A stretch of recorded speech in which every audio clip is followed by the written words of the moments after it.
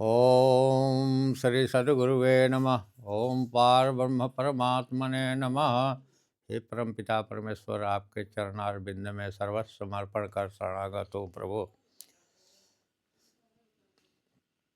प्रिय दर्शकों, परम वेद तत्व ज्ञान मार्ग चैनल पर आप सबों का बहुत बहुत स्वागत है।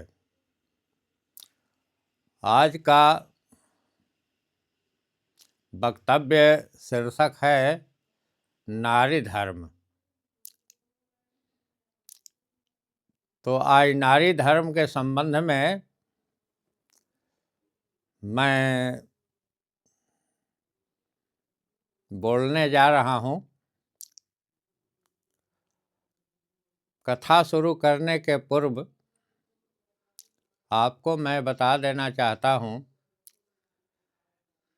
कि हमारी कथा जो है पूर्णतः अध्यात्म पर ही आधारित है। आप से आग्रह है कि आप पूरी के पूरी वीडियो देखें, इसके बाद ही आपको समझ में आएगा कि इस कथा का तथ्य क्या है, इस कथा का सार कहने का क्या है। आपको ज्ञातव्य हो कि अगर हम दीन कहते हैं तो रात वहाँ अंडर स्टूड है, धनी कहते हैं तो गरीब वहाँ अंडर स्टूड है, माया कहते हैं तो वहाँ ब्रह्म अंडर स्टूड है, और सुख कहते हैं तो दुख भी वहाँ अंडर स्टूड है, पाप कहते हैं तो पुण्य भी वहाँ अंडर स्टूड है। उसी तरह अगर नारी हम कहते हैं तो पुरुष जरूर अंडर स्टूड है, अगर हम पुरुष कहते हैं तो नारी अंडर स्टूड है। तो मैं नारी धर्म कथा प्रारंभ करने जा रहा हूँ। आप आध्यात्मिक दृष्टिकोण से आप देखेंगे। कल की कथा में मैंने बताया हूँ कि प्रकृति स्वरूपा, भक्ति स्वरूपा, माया स्वरूपा नारी हैं और परम पुरुष परमात्मा स्वरूप पुरुष हैं। इसीलिए आप देखे होंगे वेदों में आया है पुरुष सूक्त। पुरुष सूक्त किसके लिए आया है? ब्रह्म के लिए आया है, परमात्मा के लिए आया है। तो आप अध्यात्म के आधार पर मैं विश्लेषण करता हूँ, आप आध्यात्मिक दृष्टिकोण से समझने की कोशिश करेंगे। देखिए, नारी का परम धर्म है, वह है सतीत्व धर्म। सतीत्व का पालन करना नारियों का परम धर्म है। अरण्य कांड में चलिए, आपने नाम सुना होगा परम सती सती अनुसुईया का नाम। अनुसुईया एक परम सती नारी थी जिसका तारीफ विष्णु ने लक्ष्मी से कर डाला और ब्रह्मा ने सरस्वती से कर डाला, भगवान शंकर ने पार्वती से कर डाला। तीनों नारियां ने इसका विरोध किया कि आप कैसे अनुसुईया की तारीफ कर रहे हैं, बिना परीक्षा लिए, बिना जांच के आप सर्टिफिकेट दे रहे हैं कि वाह सती अनुसुईया कैसी सती नारी है इस धरती का, इस ब्रह्मांड का, इसकी जांच होनी चाहिए। ब्रह्मा विष्णु शिव ने उसकी जांच की। जांच के संदर्भ में ऐसा उन्होंने प्रश्न रखा, ऐसा सवाल रखा कि ये साधु का भेष बना करके गए, उन्हें सती अनुसुईया को नंगे होकर भोग लगाने की बात उन्होंने कही। सती अनसुईया सोच में पड़ गई। जब जाने लगे तो तुरंत सतीत्व शक्ति की प्रेरणा मिली। कहे नहीं, तेरे दरवाजे से साधु जो है रुष्ट होकर के जाएंगे। कहे कि नहीं, आइए, मत जाइए, स्वीकार है, आप हमसे भोजन करके यहाँ से जाइए, भिक्षा लेकर के आप जाइए। सतीत्व के बल पर ब्रह्मा विष्णु महेश तीनों को बच्चा बना दी सती। और सती यहाँ रही, पूरे ब्रह्मांड में कोहराम मच गया। ब्रह्मा को खोजा जा रहा है, सरस्वती ब्रह्मा को खोज रही है, शिव की खोज पार्वती कर रही हैं, विष्णु को खोज लक्ष्मी कर रही हैं। लेकिन कहीं नहीं पता चल रहा है कि ब्रह्मा विष्णु और महेश कहाँ चले गए। सारी सृष्टि का संचालन बंद होने लगा। अंतिम में देव ऋषि नारद ने बताया तो सारी देवियाँ, त्रिदेवी, लक्ष्मी, महासरस्वती और पार्वती गई और सती से आग्रह किया। और सती से जब आग्रह किया तो सती ने पुनः बच्चा से ब्रह्मा विष्णु और शिव को बच्चा से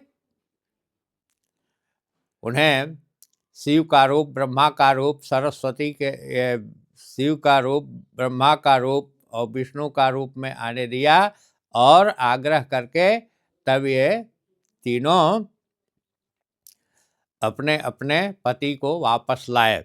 तो यह है सतीत्व बल।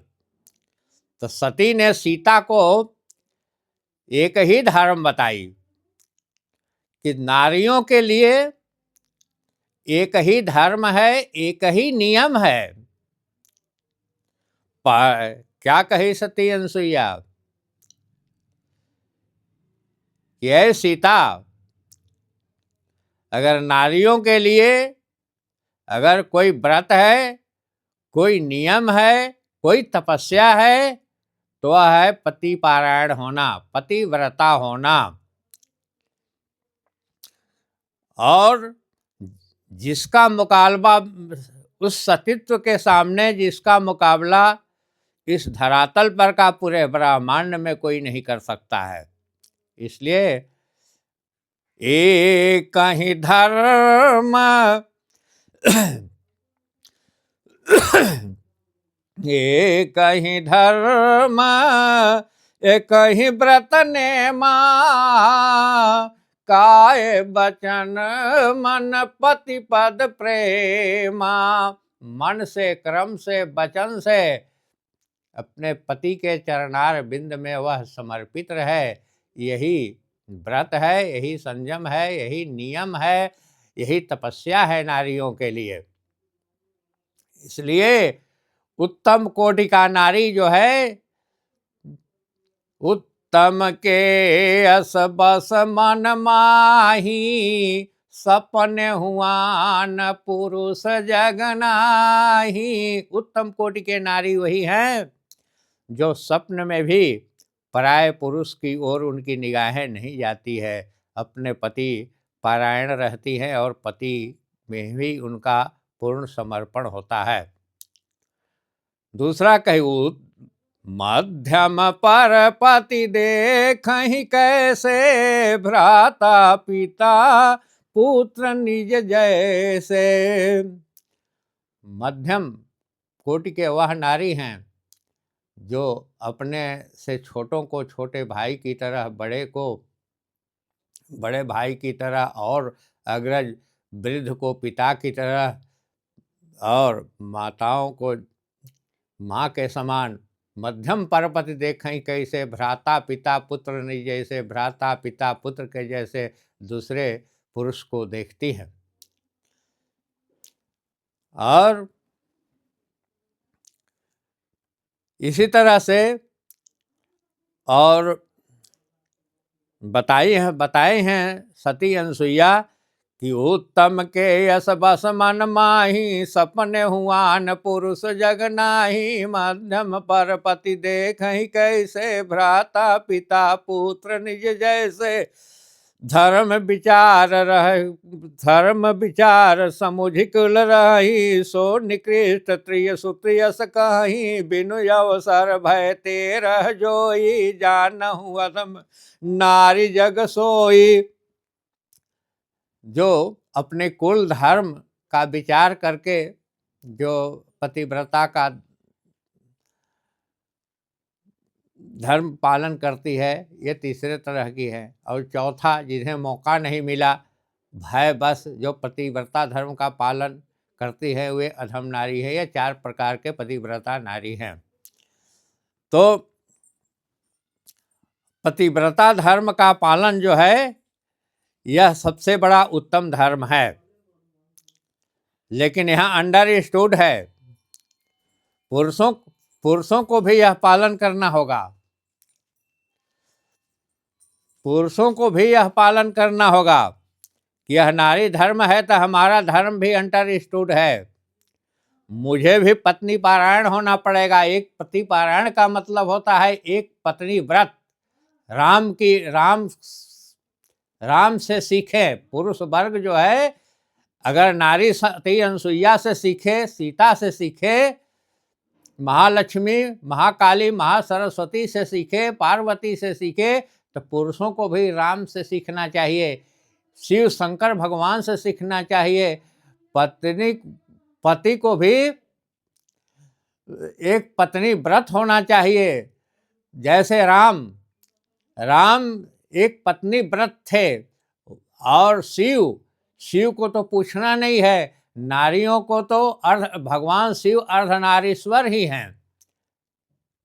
एक पत्नी व्रत पति पारायण पुरुषों को भी होना चाहिए। उन्हें धर्म में छूट नहीं दी गई है। जितना धर्म कड़ाई से पतिव्रता धर्म का पत्नी पालन करे, पत्नी पारायणता एक पत्नी व्रत का संकल्प पुरुषों को भी लेना चाहिए, उन्हें भी इसका पालन करना चाहिए। तो नारी शक्ति जो है, नारी शक्ति वह भक्ति शक्ति है, और परम पुरुष जो है वो परमात्मा की शक्ति है, और दोनों अद्वैत है। ऐसा मत समझिए अगर पुरुष है तो पुरुष में नारी है। भगवान शंकर ने अर्धनारीश्वर स्वरूप को दिखाया है। आप पत्नी को कहते हैं अर्धांगिनी है, आधा अंग आपका है, तो आप में आप समाहित है। और पत्नी में भी आधा अंग आप हैं, तो पत्नी में भी आप समाहित हैं। वैज्ञानिक और वैदिक दृष्टिकोण भी इसकी संपुष्टि की है। अगर कोई पुरुष है तो उसमें 60 से 80% तक पुरुष शक्ति है, और 40 से 40% तक 1 से 40% तक नारी तत्व है। और अगर नारी है तो उनमें भी, नारी अगर है तो नारी में भी पुरुष तत्व है। नारी में नारी तत्व 60 से लेके 80 तक है, तो पुरुष तत्व भी 1 से लेके 40 तक है। इसलिए दोनों में, नारी में भी पुरुष है और पुरुष में भी नारी है, दोनों अद्वैत है। ये योग की सबसे महत्वपूर्ण समझने का यहाँ विषय है। नारी और पुरुष दोनों अद्वैत हैं। नारी में भी पुरुष है और पुरुष में भी नारी है। इसलिए इस बात को समझने की प्रक्रिया जो है आपको समझना होगा, आपको जानना होगा। तो सती अनसुईया जो बताई कि सतीत्व वाला नारियों के लिए सबसे बड़ा है, और सत्य व्रत पुरुषों के लिए भी बड़ा है। इसलिए नारी पुरुषों का दोनों का महत्व है। तो हाँ, चलिए, नारी धर्म कहते हैं तो समझते जाइए कि पुरुष धर्म भी अंडरस्टूड है। वहाँ में पुरुष को भी कोई छूट नहीं दी गई है। नारी की तरह उन्हें पुरुषों को भी धर्म पारायण होना होगा और धर्म का पालन करना होगा। सती तो बल क्या है? परम सती असुराधिप नारी, तेहि बल ताहि न जीतहि पुरारी। सती तो वह बल है कि वृंदा के सतीत्व के सामने भगवान शंकर भी जालंधर को जीतने में असमर्थ हो रहे थे, कभी नहीं जीते जब तक छल करके विष्णु भगवान के द्वारा उनका व्रत भंग नहीं किया गया, तब तक भगवान शंकर भी जालंधर से जीत नहीं पाए। तो बंधुओं, आप सतीत्व बल को समझें, पतिव्रता व्रत पालन करें। आज इस अंधविश्वास से नारियों से आग्रह है, माताओं से आग्रह है कि कम से कम आप आगे भी जाएं, अगला छलांग भी लें, आगे भी पहुँचें। सारी जननी समझा नहीं पर नारी, धन पराओ विस्तृत विषभारी। जितने नारियां हैं वे माँ हैं, ममता मई माँ हैं। वे पूरे सृष्टि को संभालती हैं, वे घर को संभालती हैं, बाल बच्चों को संभालती हैं। एक योग्य नारी देश चलाती हैं और वही नारी गृहिणी का भी काम करती हैं, अपने परिवार को सजाती हैं, अपने परिवार रूपी पुष्प को सजाकर उस परिवार की सुगंध को दर्ज कराती हैं। तो आपसे आग्रह है कि अब अंधकार से थोड़ा प्रकाश में आए। आप जो है ये अंधविश्वास से भी थोड़ा बचें। जैसे कही सती अनसुईया ने कि एक ही धर्म एक ही व्रत। व्रत क्या है? आप अध्यात्म के तत्व में आप समझ रही हैं कि उपवास है, व्रत है, उपासना है, इसमें हमको भूखे रहना है। यह व्रतराज नाम की एक किताब है, जिसमें सभी व्रतों का वर्णन है, जिसमें फास्टिंग भूखे रहने की प्रक्रिया है। तो भूखे रहने से और कुछ होता नहीं है। आपको भूखे रहने से कोई परमात्मा की प्राप्ति नहीं होती है, न कोई शक्ति के एहसास होते। भूखे रहने से आप 24 घंटे का वो भूखे रहें, फास्टिंग करें या 12 घंटे की फास्टिंग करें, उस फास्टिंग करे से आपकी नस नाड़ी का शुद्ध मिलता है, नस नाड़ियाँ में राहत मिलती है। बराबर कार्य करते करते करते करते जो है आपकी नस नाड़ियाँ भी थक जाते हैं। इसलिए नस नाड़ियाँ जो है शरीर को एक दिन का 2 दिन का रेस्ट मिल जाता है। फास्टिंग से यही लाभ होता है। और उस फास्टिंग से आपको अध्यात्म का व्रत, उपवास और उपासना करने का एक पात्रता प्राप्त होती है, और कुछ नहीं। इससे कोई लाभ नहीं होते हैं। आपको मैं आध्यात्मिक अर्थ समझा दूं। कहीं भी किसी भी डिक्शनरी में उपवास करने का क्या अर्थ होता है आप समझिए। उपवास माने क्या है? उपधन वास, वो होता है उपवास। उपवास, उप माने समीप, वास माने बसाना। परम पिता परमेश्वर को हृदय में बसा लेना, यह उपवास कहलाता है। दूसरा शब्द है उपासना। उप आसन, उपधन आसन। उप माने नजदीक और आसन माने सन्निकट होना। परम पिता परमेश्वर को अपने सन्निकट करना, हृदयंगम करना, यही उपासना है। तीसरा है व्रत। व्रत माने होता है संकल्प। आप जो संकल्प करते हैं, अगर दिन भर में अगर कोई संकल्प कर लिया, अगर वह कार्य पूरा हो गया तो आपका संकल्प पूरा हो गया।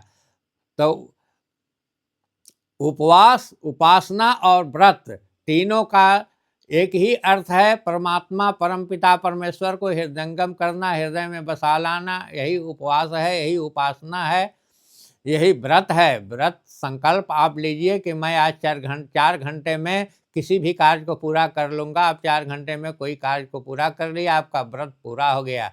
भूखे रहने की कहीं कोई बात नहीं है, इससे बचें। ठीक है, आप फास्टिंग करते हैं तो अपने शरीर को रेस्ट देते हैं, लेकिन उतना ही तक रहें। नहीं, आप असली अध्यात्म की धरातल पर आकर उपासना, व्रत और उपवास करें, तब आपका कल्याण है। परमपिता परमेश्वर की प्राप्ति होगी, अमृत की प्राप्ति होगी। तो इस अंधकार से बचने के लिए मैं आग्रह करता हूँ। ये जैन धर्म जब हिंदुस्तान में आया तो महावीर ने, जैन धर्म के जो गुरु थे महावीर, उनसे अन्न नहीं, देखिए छूटना और छोड़ना 2 शब्द है। छूटना माने उस चीज़ से घृणा हो गई, मन वहाँ जा ही नहीं रहा है, वो छूटना हो गया। छोड़ने का मतलब है जबरदस्ती। तो जैसे जिस दिन आप भूखे हैं, भोजन बन रहा है, तो उस दिन जिस दिन भूखे हैं उस दिन मन आपका ज़्यादा भोजन पर जाता है। तो गणना होती है मन का। मन जब भोजन पर चला गया तो वह भूखे रहने का कोई अभिप्राय नहीं है। इसलिए वह महावीर ने अन्न छोड़ा नहीं, अन्न से घृणा होती गई, वस्त्र से घृणा होती है, छूटा, अन्न छूटा, वस्त्र छूटा, निंद छूटी, नारी छूटी, उससे घृणा होता गया। इसका मतलब है जिस चीज़ से आपको घृणा हो जाए वह छूट गया, उसका अभिप्राय है। छोड़ना माने जबरदस्ती बात होती है, इसलिए जबरदस्ती छोड़ने का कोई मूल्य और कोई आधार नहीं है। इसलिए आप जो भी करें, आप अपने शरीर की सफाई के लिए, अभ्यंतर की सफाई के लिए आप अगर फास्टिंग करते हैं तो ठीक है, लेकिन आप फास्टिंग तक ही नहीं रहें, उससे आप ऊंचे जाएं, अध्यात्म में प्रवेश करें, वास्तविक उपवास, उपासना और व्रत करें, तब आपका जीवन धन्य है। और नहीं तो बराबर फास्टिंग करते रहेंगी, उससे क्या होगा? कुछ नहीं है।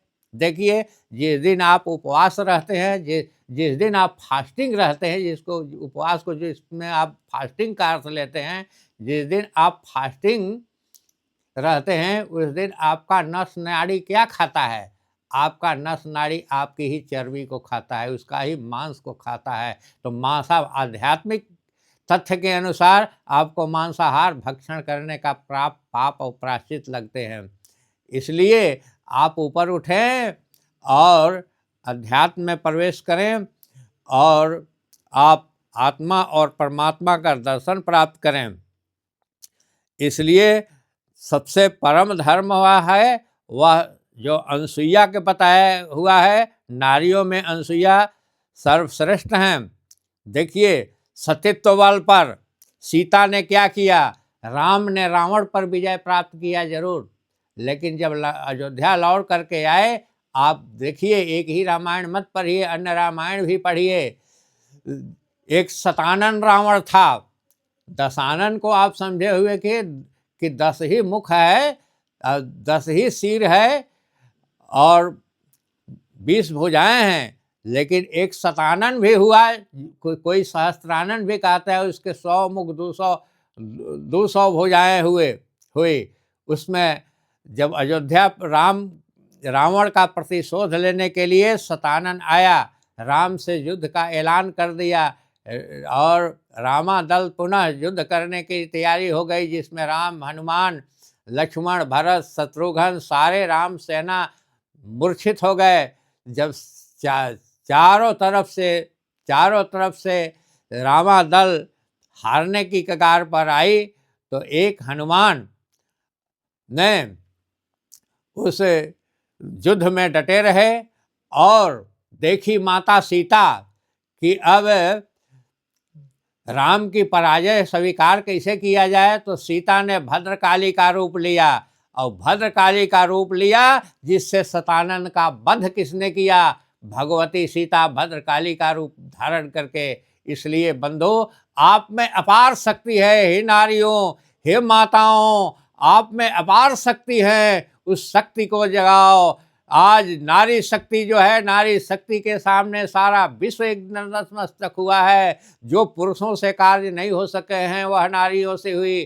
चंड मुंड बध किसी देवी देवताओं कोई देवताओं के बस की चीज नहीं होती है। तो महाकाली, महालक्ष्मी, महासरस्वती अन्य रूपों में आकर के, दुर्गा के रूप में आकर के चंड मुंड का वध किया और धर्म की स्थापना किया।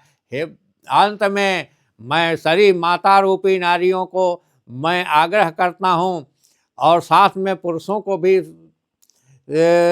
आग्रह करता हूँ कि नारी अगर पति पारायण सतीत्व की रक्षा करें, तो हमारे पुरुष वर्ग भी एक पत्नी व्रत का पालन करें, वे भी धर्म पर रहें और उनका नारियों के इस धरातल पर सम्मान होना चाहिए, प्रतिष्ठा होनी चाहिए, उनकी पूजा होनी चाहिए और वह नर नारी दोनों धन्य हैं। जहाँ कदम में कदम मिला कर के चलते हैं, वहाँ की धरती जो है स्वर्ग बन जाती है, वैकुंठ बन जाती है। सारे सुख संपदा से पृथ्वी जो है पल्लवित और पुष्पित हो जाती है। मैं इन्हीं शब्दों के साथ आज की कथा को समाप्त करता हूँ और आपसे आग्रह करता हूँ कि हमारी कथा अगर आपको अच्छी लगी हो तो इस चैनल को सब्सक्राइब करें, लाइक करें और शेयर करें, बेल आइकन घंटी को दबावें ताकि मैं प्रत्येक दिन आपकी सेवा कर सकूं।